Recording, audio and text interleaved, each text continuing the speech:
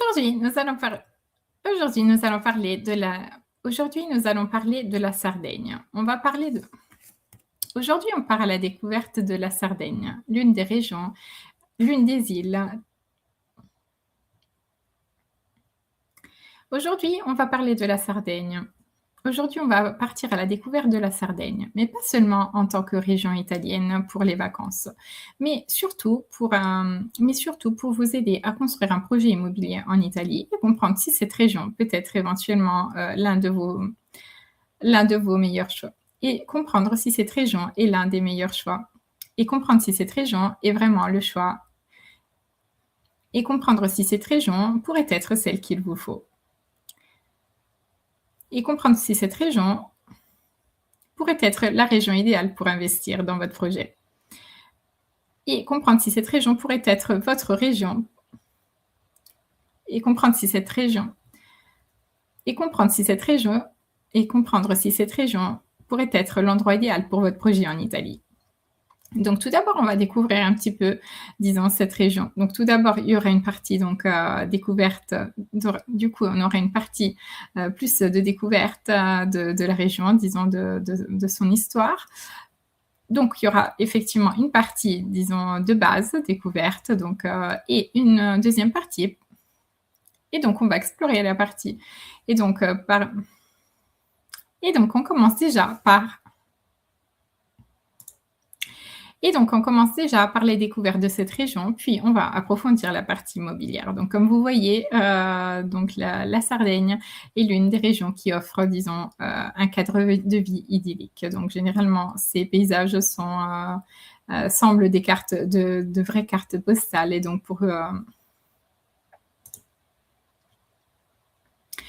Mais tout d'abord, avant de commencer, donc on va essayer de comprendre où se situe la Sardaigne. Donc la Sardaigne est en dessous de la Corse, donc la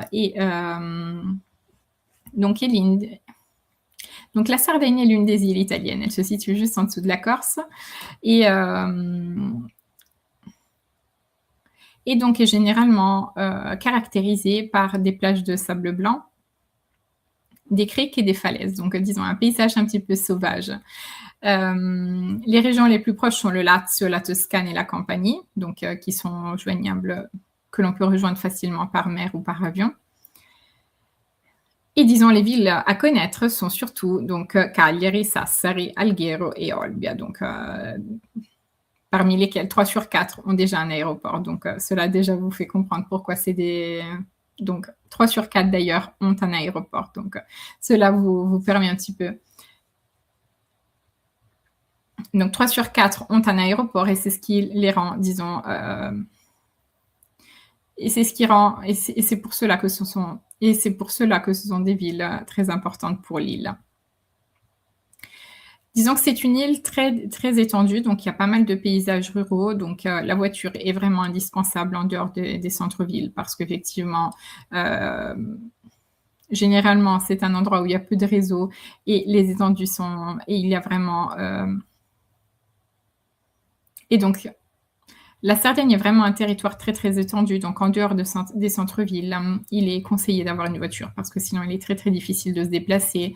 Mais c'est ce qui fait un petit peu son charme. Pourquoi choisir la Sardaigne? Donc, parmi toutes les régions magnifiques en Italie, l'une qui en ce moment est en train de plaire beaucoup auprès de nos clients francophones est la Sardaigne. D'une part parce que, disons, il y a des régimes fiscaux avantageux puisque c'est une région qui est touchée par la flat tax, donc la taxe réduite à 7% pour les retraités qui s'installent dans l'une des communes de moins de 20 000 habitants, mais également parce que c'est un territoire préservé et, disons, peu urbanisé. Donc, c'est ce qui plaît aussi. Ça rappelle un petit peu la liberté, un mode de vie simple et libre, proche de l'essentiel. Donc, c'est un petit peu ce qui plaît aux francophones, aux personnes qui s'installent en Sardaigne, parce qu'on a l'impression d'aller à la mer et d'être parmi les seuls sur la plage. On a l'impression d'être... disons, de revenir aux sources. Et c'est effectivement dans un territoire de revenir aux sources et surtout dans un territoire préservé. Donc cela, disons, plaît énormément. Il y a une grande liberté, donc il y a énormément d'espaces naturels. On a la mer et la nature omniprésentes, donc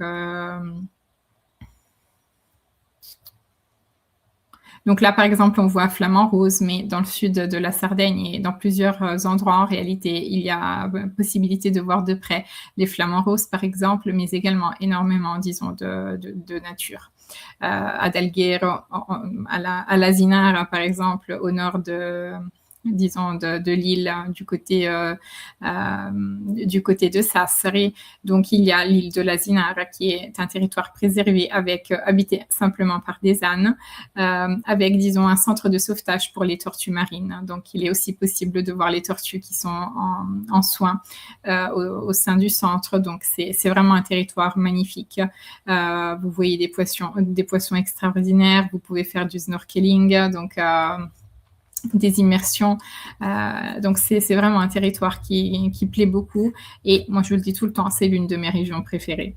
Donc, il y a des endroits quand même qui attirent de nombreux touristes. Donc, il est clair qu'il y a, disons, des moments de l'année où il y a pas mal de tourisme.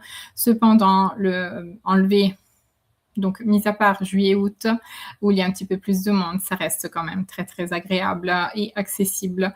Et donc, on retrouve cette paix et cette tranquillité, disons, que l'on recherche tant. Au niveau du patrimoine, donc sur l'île, on a plus de 7000 nuragues. Sur l'île, on a plus de 7000 nuragues. Donc, ce sont des tours en pierre uniques au monde, donc de la civilisation nuragique. Donc, il y en a qui sont visitables. Donc, c'est vraiment très chouette à voir. Et donc, c'est encore plus important. Donc, on se sent encore plus chanceux finalement d'être sur le territoire quand on voit effectivement des témoignages de l'histoire aussi anciens. On a effectivement des traditions très marquées. C'est une région qui a une identité très, très forte. Et donc, il y a des fêtes, des coutumes, de la musique et une langue locale, le sarde, qui font que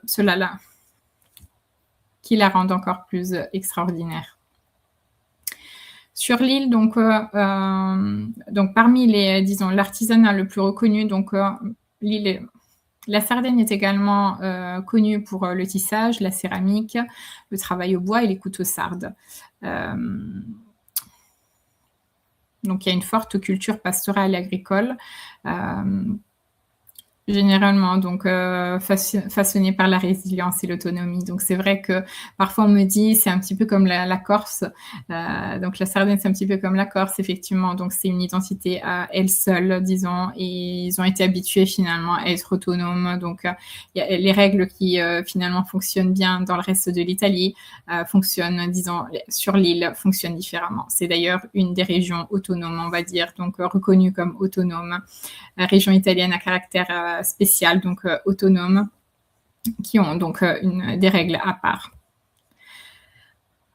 Parmi la gastronomie très très simple, mais on a des spécialités locales qui sont donc gastronomie très très simple. En réalité, on a le pane carasau que vous voyez juste en haut, donc qui accompagne tous les repas, donc qui accompagnait finalement les pasteurs qui partaient dans les champs et donc c'était un pain qui devait durer très longtemps. On a le pecorino sardo, donc le fromage local. On a le porceddu, donc le cochon au lait qui vous est proposé. Le porceddu, qui est le cochon de lait qui vous est proposé dans n'importe quel, disons, restaurant et agritourisme local. On a des pâtes traditionnelles, les culurgiones, que vous voyez juste en bas, donc qui généralement sont remplies de fromage. Et on a le vin, donc le cannonau et le vermentino, qui sont traditionnels du secteur. Donc, c'est aussi sympa de visiter quelques caves et quelques productions, disons, familiales. J'aurais pu le rajouter, il y a le mirto également, qui donc...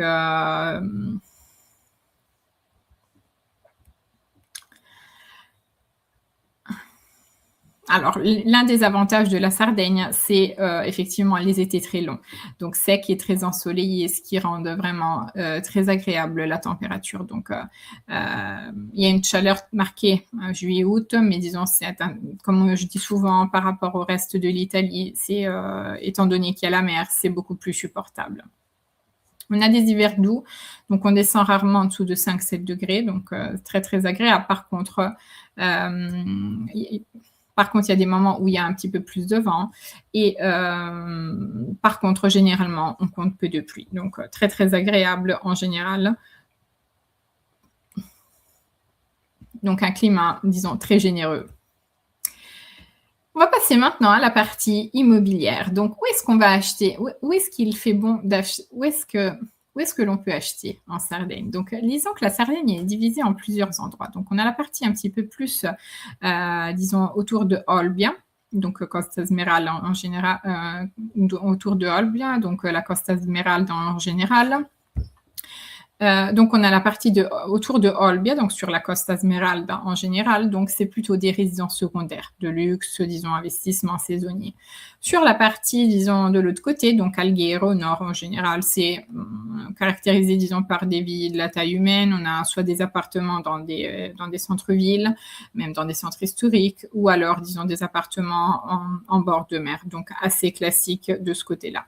Après, on a effectivement toute la partie dans les terres, où c'est un petit peu plus des maisons traditionnelles, donc par exemple dans le centre-ville, dans le centre de l'île, par exemple, dans la Barbagia, Ogliastra, on a tout ce qui est nature, calme, maisons traditionnelles et des prix plus attractifs. La zone sud, autour de Iglesias, est une ancienne zone minière, donc qui, disons, est très bon marché, mais moins habitée. Disons que là, à partir de Pula, etc., dans le sud, c'est déjà plus touristique.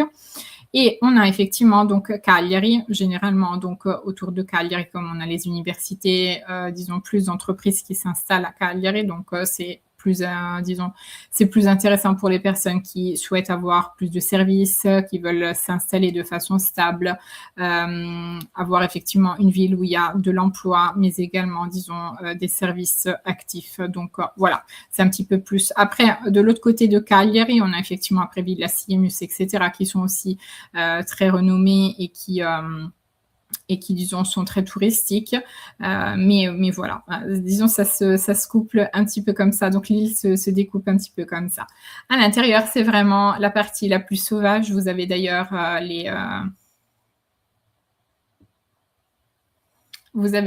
les chevaux sauvages qui sont à l'intérieur, qu'il est possible aussi de voir, d'explorer avec un guide local. Donc, c'est très, très, enfin, disons, c'est très joli. Moi, je l'ai vraiment faite moi, je ne cesse jamais de visiter cette région et c'est vrai que chaque territoire est vraiment différent et chaque secteur a quelque chose à offrir. Donc, c'est vrai que c'est vraiment très, très joli à voir et très sympa à découvrir. Par rapport au prix de l'immobilier, donc là, j'ai classé, disons, toutes les régions. Donc, par rapport au prix de l'immobilier, donc sur la carte, donc extraite de Immobiliare.it, vous voyez effectivement les régions en vert qui sont les plus économiques, orange, disons moyennement, jaune, et après, vous avez donc les verts qui sont plus économiques, ensuite on a les jaunes, orange et rouge sont celles un petit peu plus chères. Donc la Sardaigne se situe, disons, vous voyez, dans la partie haute finalement au niveau prix, donc n'a pas des prix très très avantageux. Donc la Sardaigne devient de plus en plus cotée, donc se situe dans la partie haute finalement de la liste parce qu'effectivement on a quand même un prix conséquent à 2 489 € le mètre carré actuellement.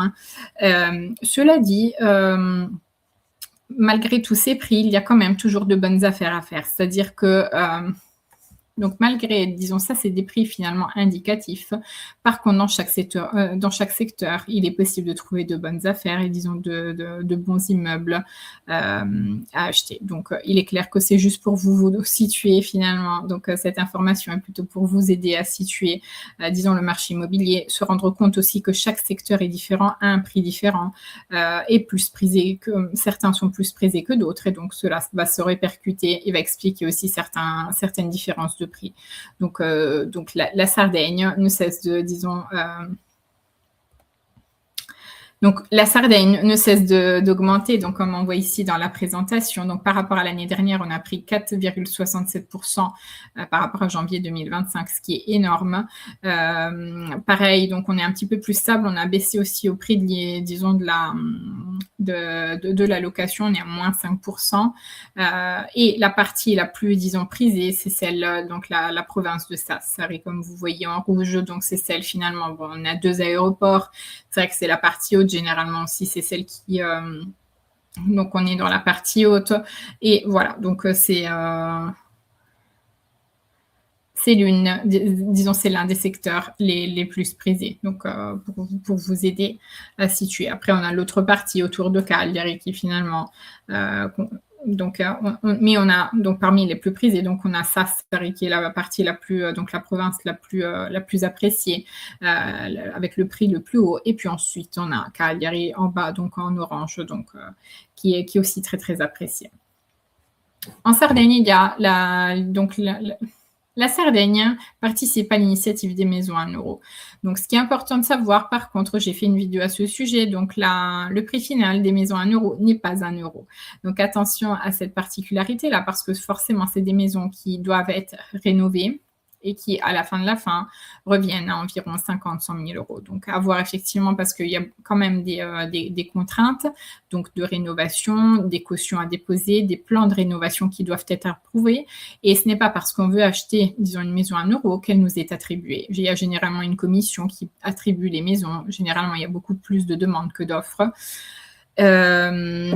Ce qui fait que ce n'est pas si simple d'obtenir des maisons à 1 euro. Ce n'est pas non plus si simple d'accéder à une liste des maisons à 1 euro. Donc, vous avez effectivement le site des caseauneuro.it, mais en réalité, après, il faut rentrer en contact avec chaque mairie participante pour effectivement demander s'il y a des biens en location. Donc, s'il y a des biens à disposition, ce qui n'est pas toujours aussi simple. Donc, nous, sur cette partie-là, on peut aussi vous aider donc, dans le contact donc, des agences, donc des communes pour voir s'il y a des disponibilités et vous aider effectivement dans cette démarche. Les villages participants sont ceux-là, donc Bonannaro, Montresta, Nulvi, Ololai, Romana et Sedigni. Donc, il y en a quand même quelques-uns. Donc, ça peut être, disons, une chose intéressante à explorer si jamais vous êtes intéressé. Au niveau rentabilité, donc beaucoup des projets que nous accompagnons finalement aboutissent à une mise en location BNB pendant l'été, par exemple, ou pendant les vacances. Et donc là, je vous ai fait une analyse donc, que je fais normalement un petit peu plus longue donc pour les... Donc, la majeure partie des projets que nous accompagnons, finalement, finissent par être mis en location, donc aboutissent sur une mise en location de courte durée. Donc, tous les acheteurs, finalement, la majeure partie des acheteurs, finalement, souhaitent rentabiliser leur investissement et mettre en location, quand ils n'utilisent pas la maison, mettre en location à la maison quand elle n'est pas utilisée. Ceci permet un petit peu de rentrer dans ses frais et finalement de générer un revenu supplémentaire. Généralement, quand on a un projet de location comme ça et qu'on n'a pas un territoire défini, je vous aide en faisant une étude de rentabilité. Généralement, je vous compare une cinquantaine de villes, donc dans la même région ou dans des régions différentes, de façon à vous donner finalement une idée du territoire donc, et des opportunités.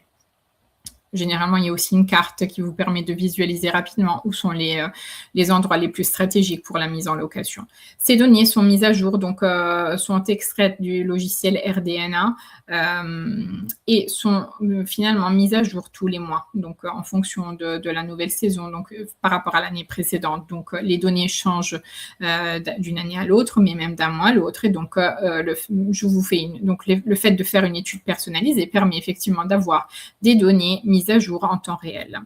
Ici, je vous ai pris 3 exemples, donc les 3 villes qui ont un aéroport, parce que pour voir effectivement la différence. Donc, au niveau rentabilité, on est entre 21 et 27 000 euros de chiffre d'affaires annuel. Ça, c'est toujours du brut, hein, donc auquel s'ajoutent après les taxes, disons, les taxes italiennes sur la location et effectivement, éventuellement, les frais de mise en gestion. Il y a quand même une évolution sur les 3 villes, donc de 4% sur Olbia, 7% sur Alghero et 9% à Cagliari. Donc, on a un marché dynamique qui est en pleine croissance. Le prix à la nuitée diffère d'une région à l'autre. On a effectivement Cagliari qui est plus un endroit de passage parce qu'une fois qu'on a passé 1 ou 2 journées, généralement, on se dirige vers Pula, par exemple, ou alors de l'autre côté vers Villassi, mais aussi on remonte. Donc, c'est souvent un point d'arrivée. Donc, les chiffres sont... Et donc, disons, le prix est un petit peu plus bas par rapport aux autres, par rapport aux autres nuitées. Donc, ça, c'est quand même un bon signe pour tous ceux qui souhaitent investir dans l'immobilier en Sardaigne. Par rapport au type de biens disponibles, on en a plusieurs. En réalité, on a des appartements en centre-ville, vue sur mer aussi. On a des maisons et des villas avec jardin. Donc, on a des villes de prestige du côté de la Costa Smeralda. On a aussi des maisons de campagne à rénover et disons des biens dans des villages traditionnels. Et on a aussi des terrains constructibles. Il y en a très peu, mais il y en a quelques-uns. Résidences touristiques et dans certains endroits de l'île, donc parfois un petit peu plus reculés, on a des résidences touristiques et des copropriétés balnéaires. Donc, les résidences touristiques, en réalité, dans certaines zones, vous avez des petits appartements avec piscine à moins de 100 000 euros. Donc, ça reste, disons, très, très accessible et assez intéressant, du coup, parce que vous avez un endroit stratégique avec, disons, une piscine. Donc, vous avez quand même un bien situé dans une zone... donc, vous avez finalement un bien avec piscine à très bonne qualité, à très bon marché. De notre côté, en réalité, on vous aide du début jusqu'à la fin. Donc, à partir du moment où vous avez votre projet immobilier, on vous suit donc pour l'analyse de marché pour ceux qui souhaitent mettre en location. On vous aide à chercher des biens, contacter les agences, négocier le prix, récolter les informations, organiser des visites en visio ou sur place.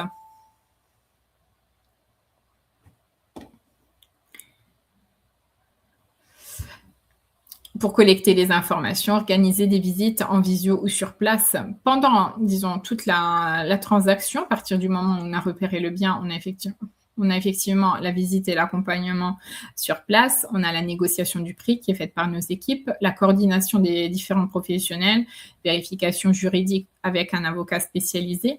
On a l'ouverture de compte bancaire et la demande de crédit en Italie si nécessaire, et la partie interprétariat et traduction de l'acte final.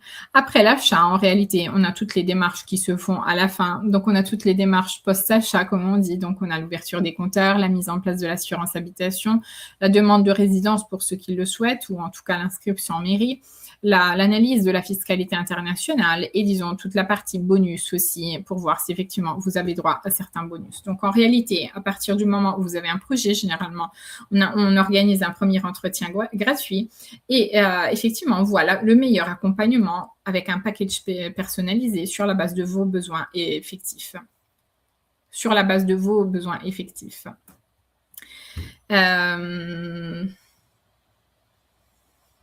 D'ailleurs, tous les mois, on organise un webinaire gratuit dédié à l'achat immobilier. Donc, c'est un rendez-vous qui a lieu les mercredis à 21h. Donc, c'est un rendez-vous qui a lieu... Donc, chaque mois, on organise un webinaire gratuit sur l'achat immobilier, qui est un autre moment important pour recueillir un maximum d'informations et poser des questions en direct. Donc, n'hésitez pas, en tout cas, à vous inscrire et à participer. Si on récapitule un petit peu les avantages et les inconvénients de la Sardaigne, donc on va prendre, disons, alors on va partir facile, donc on va essayer de récapituler un petit peu les points forts et les points faibles de l'île. Alors, sur les points forts, on ne doit pas vraiment s'appliquer. Donc, on a effectivement un cadre naturel exceptionnel et préservé. On a une qualité de vie et une liberté incroyable. Donc, disons, je ne sais pas s'il y a d'autres régions, sincèrement, qui offrent, disons, cette liberté-là encore. Donc, et on a une rentabilité en hausse, ce qui n'est pas mal du tout. En point négatif, on a effectivement des distances qui sont quand même conséquentes, un accès quand même qui est limité puisqu'on se trouve sur une île, donc on est, disons, dépendant des avions et des bateaux, donc qui peuvent être, disons, moins fréquents en hors saison. On a une forte saisonnalité, ce qui veut dire que dans certains endroits, effectivement, on a plein de touristes l'été et ça se vide complètement l'hiver. et on a un accès aux services qui est inégal en fonction des villes ou des villages. Donc ça, c'est un petit peu, disons, le retour que voilà, c'est un peu l'état des lieux de la Sardaigne. Cependant, le message que je veux vous laisser, c'est acheter en Sardaigne, c'est possible. C'est-à-dire, c'est même un très, très beau projet. Donc pour tous ceux qui ont un projet en Sardaigne, je peux simplement vous dire que c'est un chouette projet.